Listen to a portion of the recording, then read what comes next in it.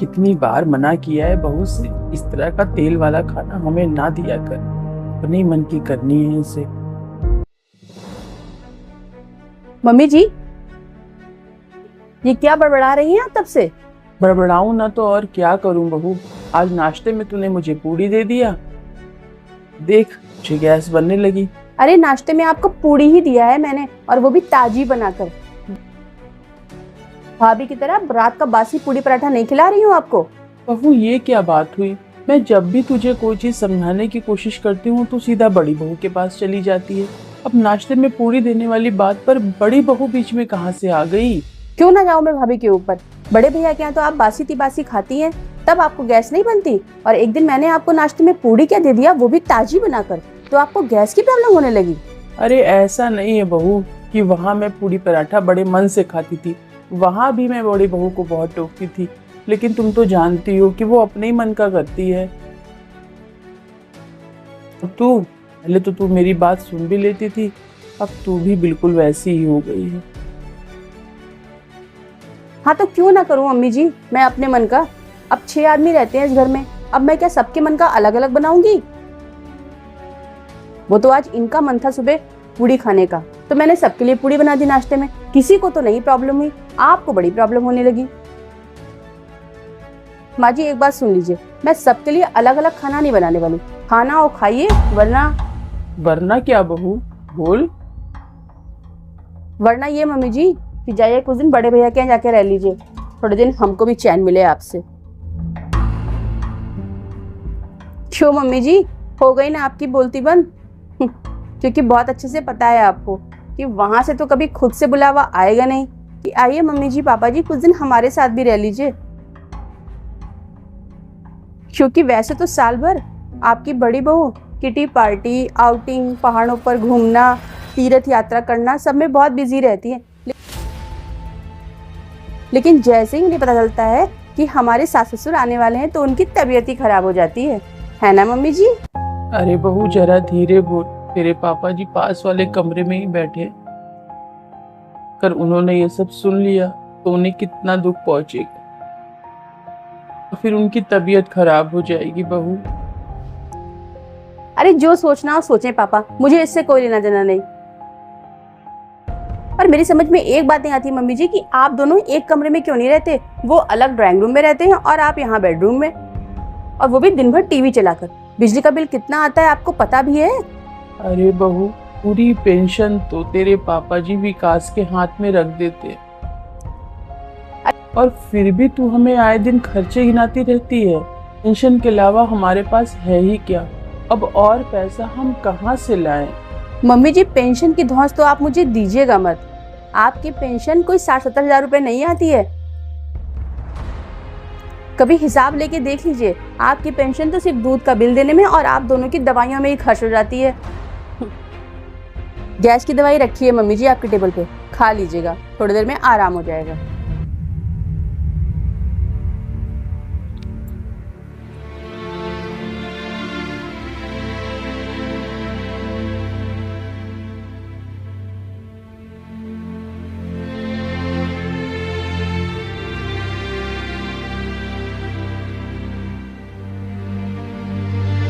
बताओ तो जरा, आजकल के बेटा बहू को अपने माँ बाप से बात करने की तमीज ही नहीं, कुछ भी उटपटांग बोल देते हैं जो मुंह में आता।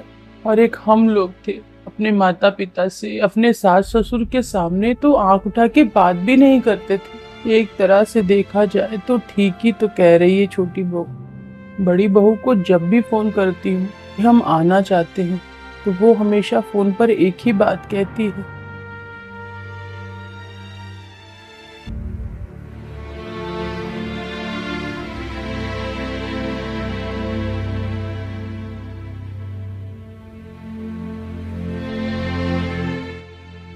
हे भगवान, माँ बाप जिन बच्चों को अपना पेट काट काट कर एक राजा की तरह पालते पोसते, अपनी सारी इच्छाएं, सारी जरूरतें दरकिनार करके अपने बच्चों की छोटी छोटी ख्वाहिशों को पूरा करने की कोशिश करते हैं, खुद भूखा रहकर अपने बच्चों को पकवान खिलाते, उन्हीं बच्चों के लिए उनके ही माँ बाप इस बुढ़ापे में बोझ क्यों बन जाते हैं।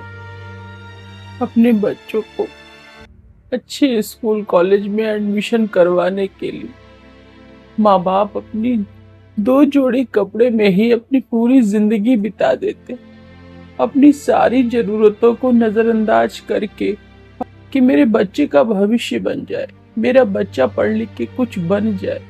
देखा जाए तो माँ बाप बच्चों को काबिल बनाने में अपनी पूरी जीवन की पूंजी लगा देते हैं। वही बच्चे बुढ़ापे में हमारे साथ इतना खराब व्यवहार करते हैं। अरे हम बुजुर्गों को क्या चाहिए, सिर्फ 2 वक्त की रोटी और 2 मीठे बोल, वो भी इन बच्चों से नहीं दिया जाता।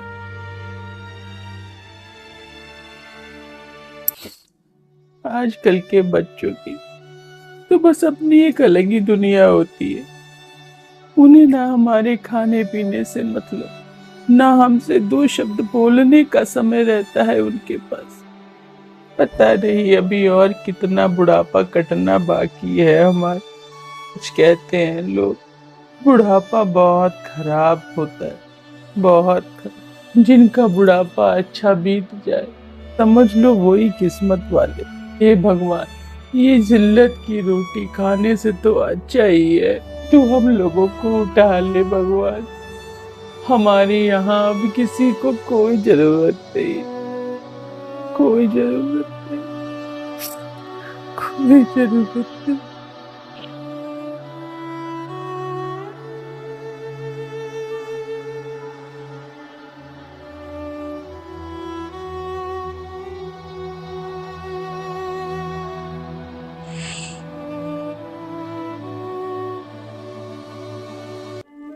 नमस्कार दोस्तों, जैसा कि आपने इस वीडियो में देखा कि आजकल के बच्चे अपने माता पिता के साथ कैसा व्यवहार करते हैं, और मैंने आज के कलयुग की सच्चाई दिखाने की कोशिश की। और मेरी एक बात हमेशा याद रखना बच्चों, जो बच्चे अपने माता पिता का अपमान करते हैं, उन्हें घर में अकेला छोड़ पहाड़ों पे जाते हैं, तीर्थों में जाते हैं, अपनी लाइफ को एंजॉय करते हैं, घूमते फिरते हैं, कोई फायदा नहीं।